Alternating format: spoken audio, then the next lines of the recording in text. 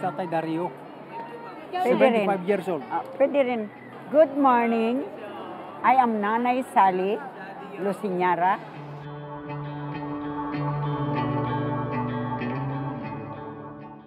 Bago po tayo magsimula, may babasahin po akong isang mensahe para sa inyo. Nay, Tay, high school pa lang ako, magulo na ang buhay namin. Idagdag mo pa rito ang hinanakit na nadama ko sa aking mga mahal sa buhay na dapat sumusuporta sa akin, pero sa kanila ko pa mismo narinig yung mga salitang hindi ka na makakapagtapos ng pag-aaral at iba pang masasakit na mga salitang pumunit ng aking pag-asa. Nagsimula akong magtanim ng sama ng loob sa kanila at puno ng hinanakit at nangako sa aking sarili na kakayanin kong harapin ang buhay at patutunayan kong mali lahat ang binitawan nilang salita sa akin. Mula sa Taytay, Palawan, lumipat kami ng kapatid ko sa Puerto dahil napakahirap ng buhay kung saan kami nanggaling. Pagdating namin dito, binuksan ninyo ang inyong tahanan at kinupkup kami na parang sarili ninyong pamilya.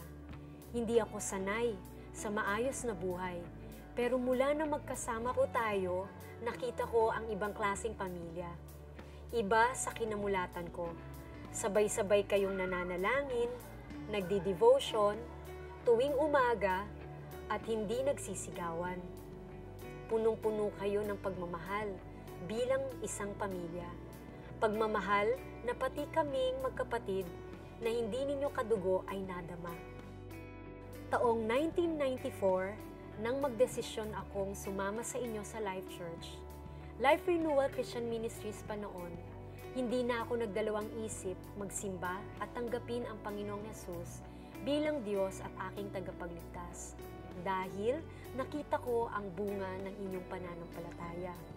Nagpapasalamat ako hindi lang sa pagtanggap ninyo sa amin sa inyong tahanan, kundi pati na rin sa isang regalong hindi matutungbasan.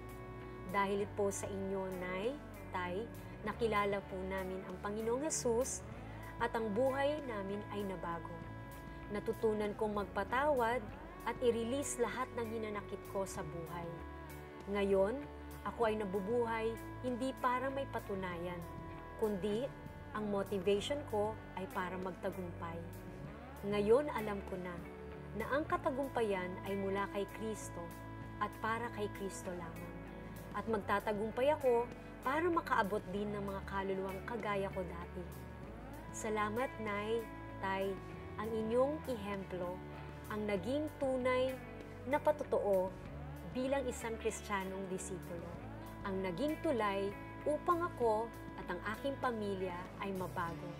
Mahal ko po kayo at pagpalain po kayo ng ating Panginoong Hesus. Nagmamahal, She.